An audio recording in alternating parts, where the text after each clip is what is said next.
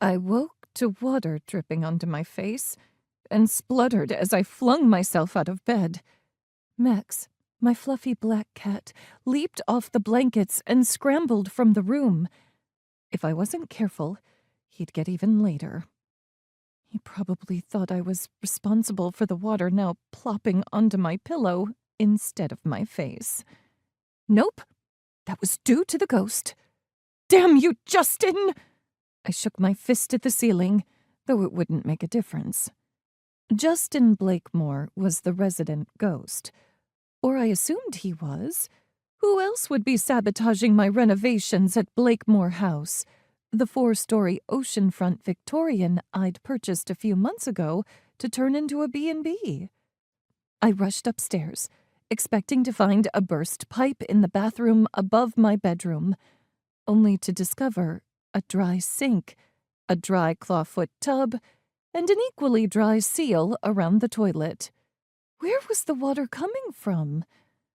With a sigh, I hurried down to the basement and turned off all the water leading to the second floor.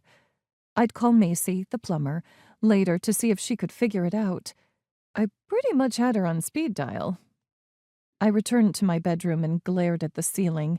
That, at least, had stopped dripping, adding one more stain to cover with fresh paint to my to-do list. "You're messing with my life, Justin," I snarled, feeling foolish the moment I said it. There was no such thing as ghosts. A dead guy named Justin Blakemore, the former owner of this gorgeous, though run-down building, was not trying to sabotage my renovations. So who was? After finding "Leave or Else" written on the front parlor mirror above the fireplace that disappeared during the time it took me to run to the kitchen for a rag and glass spray, plus my back flower beds dug up, and the plants strewn all over the lawn, I'd called the police.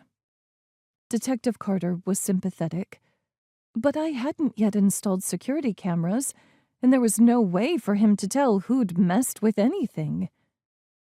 "Probably a skunk," he'd said about the flower beds. I'd pointed out that skunks dug in the lawn looking for grubs, not flower beds. While they might dig up a bulb or two for a tasty treat, they weren't into uprooting entire bushes or prying irises and larger plants out of the ground. They also didn't bother to drag the plants 20 feet out onto the lawn, let alone slice them up with a hoe, then leave the hoe behind as evidence.